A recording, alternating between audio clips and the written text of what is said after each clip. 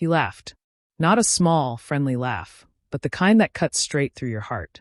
I had told him my dreams, how I wanted more from life, how I wanted to build something meaningful for myself. And he just smirked. "You'll never make it, Emma," he said. "Some of us are just meant to have fun. You take life way too seriously." Those words echoed in my mind long after I left him that day, but I didn't realize then how much they would fuel me later. I was 28, full of ideas and full of hope, yet somehow, the one person who was supposed to support me laughed at my ambition. That was Ryan, my ex, who had been my high school sweetheart. Smart on the outside, but selfish and cruel when it came to anything I cared about. And of course, he had his best friend, Luke, who was always there in the background, quiet and steady, never saying much but always observing. The breakup came out of nowhere. He said I was too serious, that he needed someone who could just go with the flow, someone who wouldn't challenge him. I remember sitting in my tiny apartment, staring at the walls, trying to understand how someone who claimed to love me could toss aside everything we had shared like it was nothing. My heart ached, but somewhere deep inside, I knew I wasn't broken. I just had to find the strength to prove it. Days turned into weeks, and slowly, life began to feel different. I buried myself in my work, in the little projects I could take on, turning every small victory into a step forward.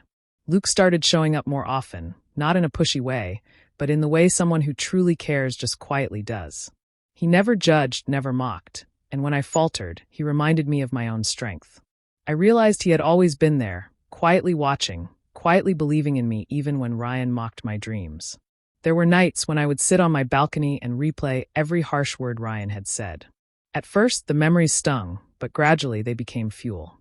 I wanted to show him that laughter wouldn't stop me, that ridicule wouldn't define my worth. Luke became my anchor, and together we began building something beautiful. Not just in work, but in life, in trust, and in understanding. I still remember the first moment I noticed the change in myself.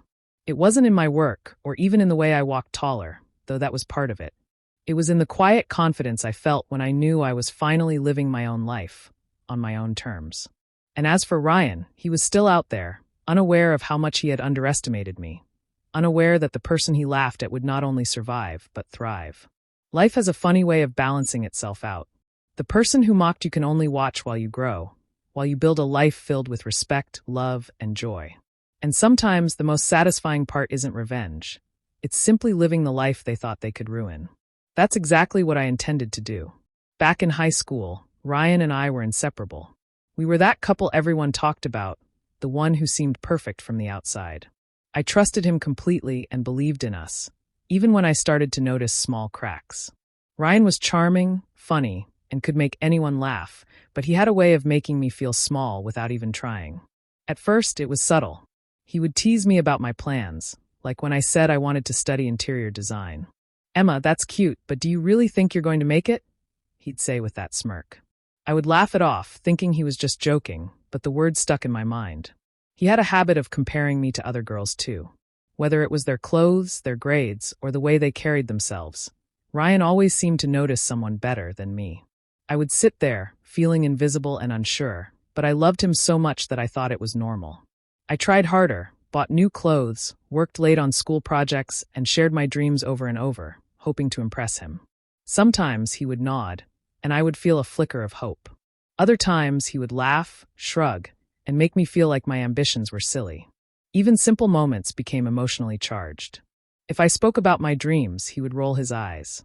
If I got excited about a design idea, he would tell me it was over the top or not realistic. At first, I thought he was just teasing me, but over time, it began to hurt. I started questioning myself, wondering if I was asking too much, if my dreams were too big, or if I simply wasn't good enough for him. Despite all this, I kept believing in him, in us. I ignored the nagging feeling that I was fading under his judgment. He made me feel lucky to have him, as if I should be grateful for his attention, even when it came with criticism. Every compliment was rare, and every laugh at my ideas left me doubting myself. My life with Ryan was a constant push and pull. I loved him, but I was beginning to lose myself in trying to fit into his world. Looking back, those years were a mix of love and confusion. I was naive, thinking that enduring the small cuts and constant comparisons was part of a normal relationship. I didn't realize that the person who laughs at your dreams isn't just being playful. They are undermining your spirit. The emotional tension grew slowly, like a weight pressing down, and I started learning, though very slowly, that love shouldn't hurt this much. Even as I tried to make him proud, I couldn't escape the truth. Ryan never saw me as an equal. He didn't value my ambition, my ideas, or even my passion. And those tiny, repeated moments of dismissal and mockery were preparing me, unknowingly, for the heartbreak and betrayal that was waiting just around the corner. I never saw it coming. One evening, Ryan called me to meet him at our favorite cafe. I thought we would talk about us, maybe plan something for the future, but the words that came out of his mouth shattered everything. "Emma, you're too serious," he said, staring at me like I was some problem he needed to solve. "You're never fun. I need someone who can keep up with me, someone who doesn't stress over everything." I froze. I wanted to ask if he was joking, but the way he looked at me told me he meant every word. Before I could process it, he added that he had met someone else, a girl who was the complete opposite of me. Carefree, outgoing, and exactly what he wanted. My heart sank, but what hurt even more was the way he said it, like he was proud of himself. The entire cafe seemed to shrink around me. People stared as he casually announced that we were over.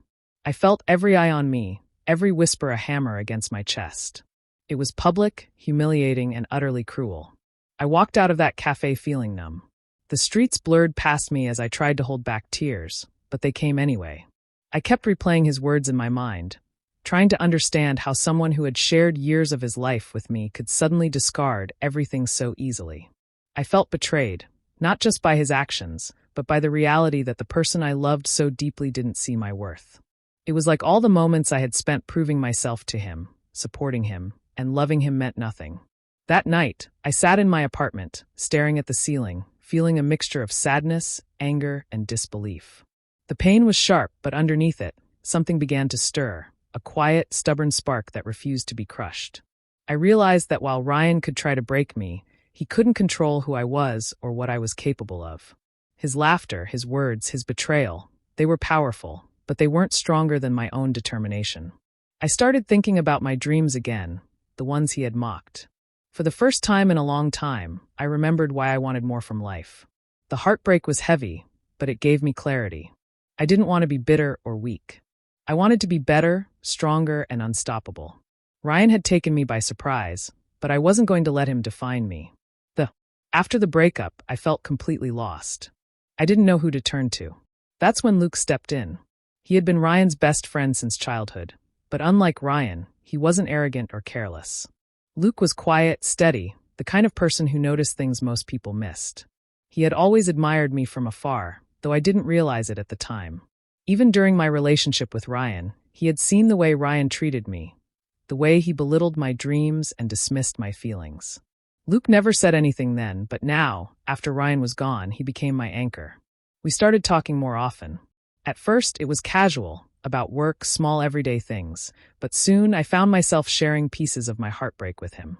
I told him about the cafe, the humiliation, the sting of Ryan's words. Luke listened without judgment, without trying to fix anything. He simply understood. And that made all the difference. There was a quiet comfort in his presence, a sense that I could be myself without worrying about being mocked or dismissed. He had a way of making me feel safe, even in my weakest moments. When I cried, he didn't flinch. When I vented, he didn't interrupt. Instead, he offered gentle advice, a kind word, or simply a reassuring silence. I began to look forward to our conversations, the way they made the pain feel a little lighter each time. Slowly, I realized that with Luke, I could breathe again. Our friendship grew naturally.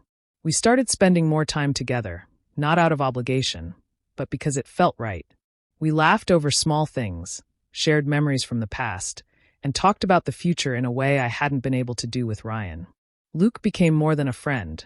He became someone I could trust completely, someone who genuinely cared about me without any hidden motives. There was an emotional connection forming, subtle at first, almost unnoticeable. But I felt it, a warmth I hadn't felt in years, a sense that maybe, just maybe, there could be something more than just friendship here. He didn't rush me, and he didn't pressure me. He simply showed up, consistently, like a steady light in the dark. For the first time since Ryan left, I felt a sense of hope. Not a fake, fleeting hope, but a quiet confidence that I could move forward. Luke wasn't just helping me heal. He was helping me see my own strength, my own worth. And little by little, I started to realize that maybe, In the middle of heartbreak and betrayal, life had brought me someone truly deserving of my trust and care. With Luke by my side, I began to understand that healing didn't have to be lonely, and that sometimes the person you need most is the one who has been quietly standing by, waiting for you to see them. After months of heartbreak, I decided it was time to focus on myself. I poured my energy into my passion, interior design. Every sketch, every layout, every small project became a step toward reclaiming my life. It wasn't easy at first. Some days I doubted myself, wondering if I had what it took to succeed. But slowly, I began to see results. I landed a major project, redesigning a boutique hotel in the city. It was challenging, yes, but it gave me a sense of purpose and direction I hadn't felt in years. Working on the project, I realized how much I had grown. My ideas mattered. My taste, my vision, my hard work. It was all being recognized. And with that recognition came confidence. I started believing in myself again, not just in my abilities, but in my right to dream big and demand respect.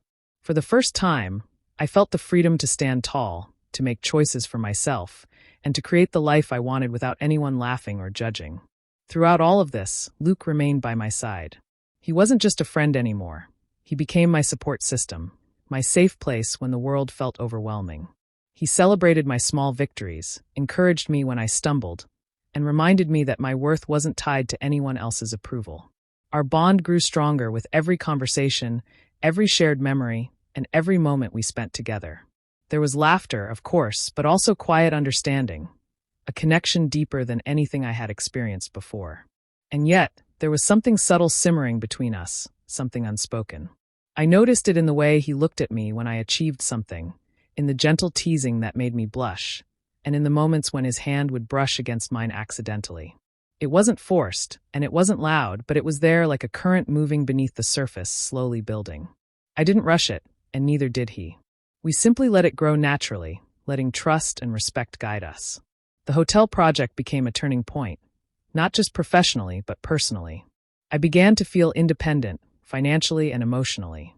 I realized that Ryan's mockery and dismissal no longer had any power over me. I was thriving on my own terms, and Luke's presence made the journey easier, warmer, and more meaningful. Every day, I could feel the difference. I was no longer the anxious, overlooked girl who had cried over someone who didn't appreciate her. I was someone capable, confident, and slowly learning to embrace happiness again. Luke and I shared in that growth, supporting each other in small and big ways. And while our connection remained subtle, it gave me a quiet hope that maybe this time, love wouldn't hurt, it would lift me up. For the first time since Ryan, I felt like I was truly living, not just surviving, and I knew that whatever came next, I had the strength and the support to face it. It didn't take long for Ryan to notice the changes in me. Word traveled fast, and soon enough, he started seeing me at events, often casually, but with that familiar smugness in his eyes. He would comment on my success in ways that felt like compliments but carried sharp edges, as if trying to remind me that he had once judged me. "Wow, Emma, this hotel project of yours is impressive. I didn't think you'd actually pull it off," he said at a gallery opening, voice loud enough for a few others to hear. I could feel his smug satisfaction, like he was expecting me to shrink under it. But I didn't. I smiled politely and kept walking, feeling nothing but quiet satisfaction. For the first time, Ryan couldn't touch me with words, couldn't make me feel small. Every step I had taken to rebuild my confidence, every late night of work, every moment I had doubted myself and then proven myself wrong, it all led to this. I was no longer the girl who hung on his every opinion or who crumbled at his laughter. He tried more than once to insert himself into my life subtly, attending the same charity events, casually bringing up mutual friends, even mentioning projects I had completed as if to remind me he was still watching. I noticed it all, of course. His glances lingered a little too long, and the tension in his tone betrayed the fact that he was unsettled. But I didn't give him the satisfaction of a reaction. My life was moving forward without him, full of achievements, small joys, and a new sense of freedom that he could neither understand nor take away. Luke noticed it too. He gave me a quiet smile whenever Ryan appeared, understanding the power of the moment without saying a word. It wasn't about showing off or revenge. It was about living authentically, without letting the past dictate my happiness. And that, more than anything, seemed to shake Ryan. He had always underestimated me, and now he was watching as I thrived without his approval or presence. What struck me most was the realization that I no longer felt any longing for him, no desire to explain myself, and no need to prove anything. The humiliation he had once caused me had lost its power. I had learned to love myself first, and that love carried me further than his mockery ever could. Seeing Ryan's subtle attempts to reconnect only confirmed what I had already discovered. Happiness, respect, and self-worth can't be taken away by anyone, even by someone who once laughed at your dreams. I was stronger now, unshakable, and no passive-aggressive comment or presence could change that.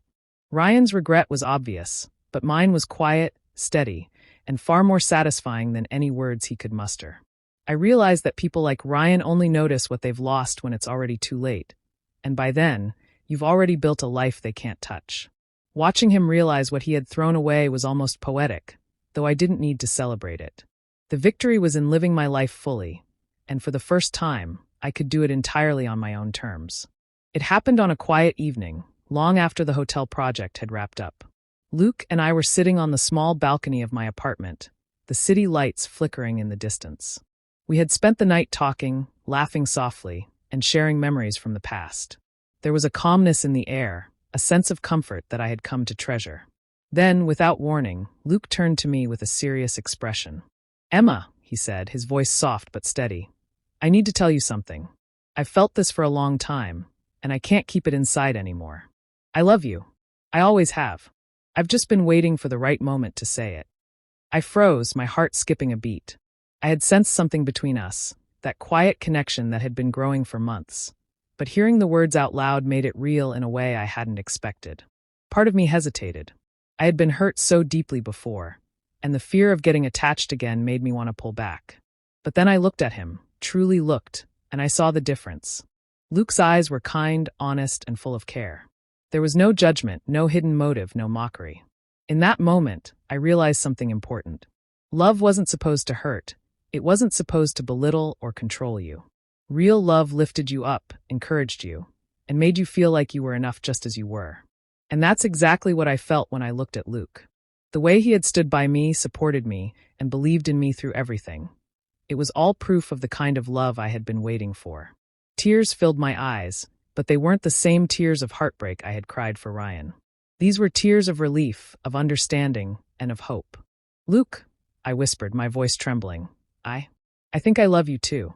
He smiled, a warm, genuine smile, and reached for my hand.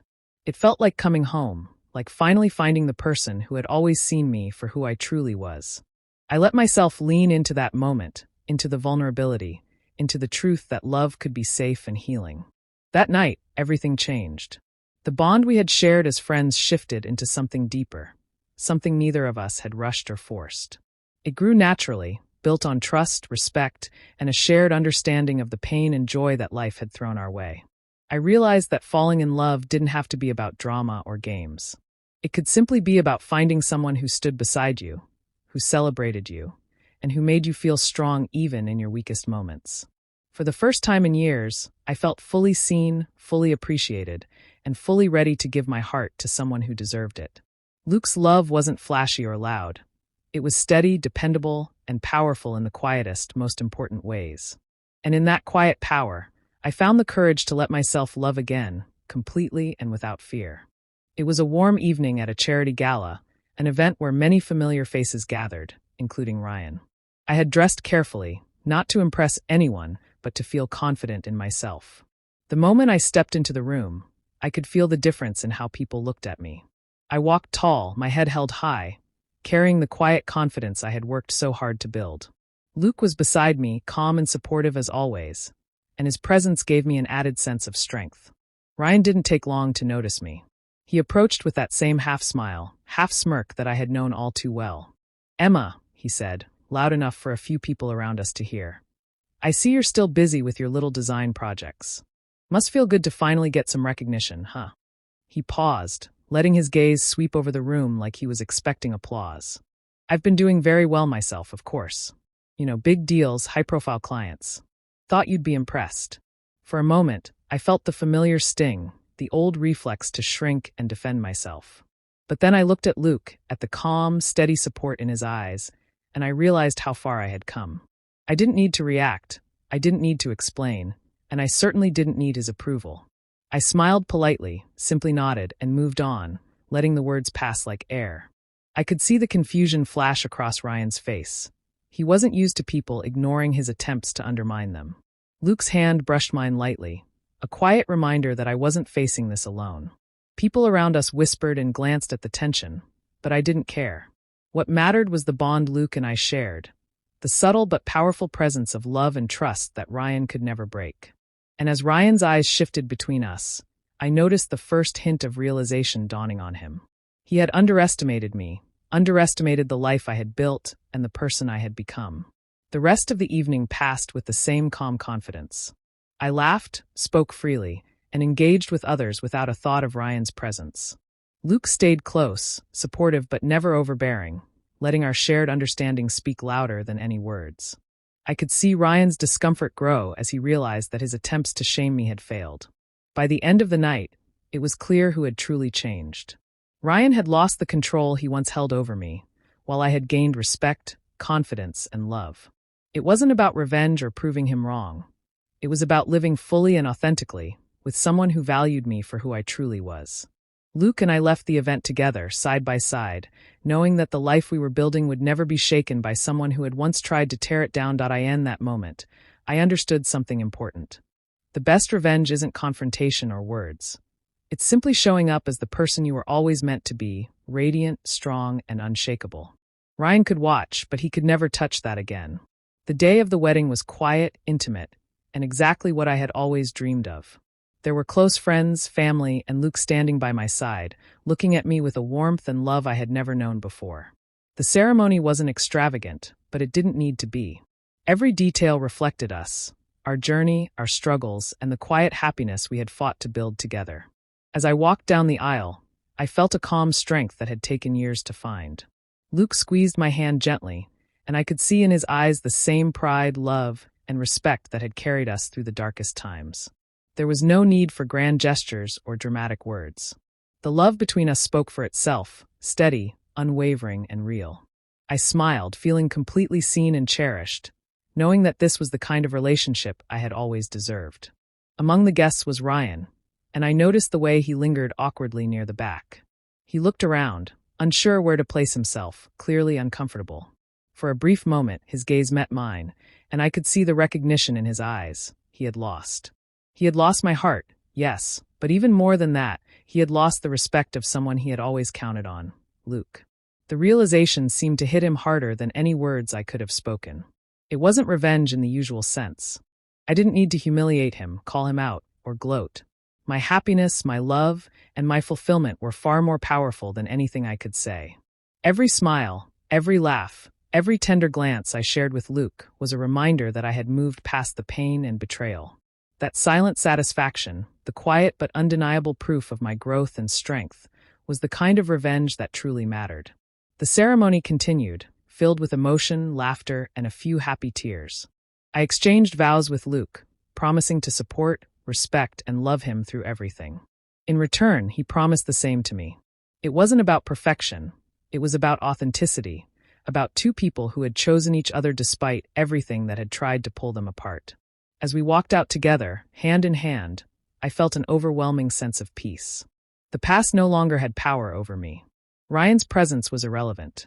What mattered was the life I had built, the love I had found, and the confidence I had earned. That day wasn't just about a wedding. It was about triumph, about resilience, and about proving to myself that happiness is the ultimate form of strength. And in that quiet, joyful moment, I knew something important. Real revenge doesn't come from cruelty or anger. It comes from living fully, loving freely, and thriving in a life that no one can take away. My heart was finally mine, and nothing, not even the man who once laughed at me, could change that. Sitting in our cozy living room one evening, I found myself reflecting on everything that had happened. The heartbreak, the betrayal, the late nights spent crying and questioning myself. It all felt like a distant memory now, though at the time it had consumed me completely. I remembered Ryan's laughter, his dismissive words, and the way he had made me feel small. At first, I thought I would never recover, that the pain would define me forever. But life has a way of showing you your own strength when you least expect it. The months of focusing on my career, learning to trust myself again, and rebuilding my confidence were not easy. There were days I felt fragile, when old memories crept in and made me doubt whether I was worthy of happiness. But then Luke would be there, steady and kind, reminding me of my own value and encouraging me to believe in myself. His support wasn't dramatic or flashy. It was quiet, consistent, and exactly what I needed to heal. Slowly, I began to understand that healing wasn't about forgetting the past. It was about learning from it and letting it guide me toward a better future. Finding true love with Luke was something I hadn't expected. After all the pain I had endured, I thought I might never trust anyone fully again. But Luke showed me that love could be different. It could be supportive, respectful, and deeply kind. It wasn't about control or mockery. It was about partnership, care, and shared strength. Loving him and being loved in return felt like reclaiming a part of myself that I thought I had lost forever. Looking back, I realized that Ryan's actions, while painful, had played a part in shaping who I had become. The heartbreak forced me to stand on my own, to find confidence I hadn't known existed, and to recognize the kind of love I truly deserved. I had grown, not just stronger, but wiser, and I understood now that happiness is a choice and resilience is a skill learned through experience. Sometimes, the people who laugh at your dreams are the ones who watch your success from the sidelines and feel every bit of it. I could see it clearly now, and it no longer hurt me. It reminded me of how far I had come. My happiness, my love, and my accomplishments were mine and mine alone. No one could take them away, and no one could diminish the life I had worked so hard to build. I share this story because I know so many of you have faced heartbreak, betrayal, or moments when you felt unseen. I want you to know that it's possible to rise above it, to heal, and to find love and happiness that feels real and lasting. If you've ever turned heartbreak into triumph, I'd love to hear your story in the comments. Your journey matters, and sometimes sharing it can inspire someone else to believe that their best days are still ahead.